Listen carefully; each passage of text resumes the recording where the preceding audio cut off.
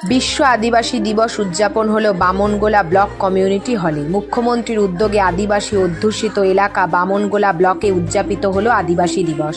এই আদিবাসী দিবস উপলক্ষে বৃহস্পতিবার দুপুরে কমিউনিটি হলে উপস্থিত অতিথিদের বরণ করার পর পণ্ডিত রঘুনাথ মুর্মু, সিদো কানু, ফুলো মুর্মু ও জানো মুর্মুর ছবিতে মাল্যদান করার পাশাপাশি প্রদীপ প্রজ্বলনের মধ্যে দিয়ে বিশ্ব আদিবাসী দিবস অনুষ্ঠানের শুভ সূচনা হয়।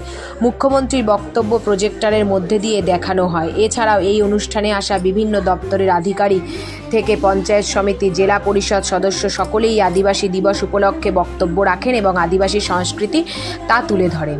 এছাড়া অনুষ্ঠানের শেষে বিভিন্ন গ্রামাঞ্চল থেকে আসা আদিবাসী মানুষদের মধ্যে জমিতে কাজ করার জন্য যেসব জিনিস ব্যবহার করা হয়, যেমন কোদাল, ডালি, এছাড়াও বিভিন্ন সামগ্রী তুলে দেওয়া হয়।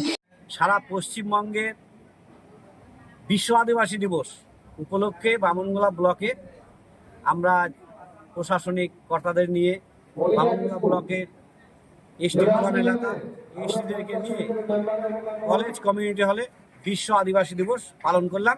এই বিশ্ব আদিবাসী দিবসে আদিবাসীদের সম্মান জানানো, সম্মানীয় মুখ্যমন্ত্রী মমতা বন্দ্যোপাধ্যায় প্রতি বছর যথাযোগ্য মর্যাদায় আদিবাসী সমাজকে সম্মান জ্ঞাপন করেন।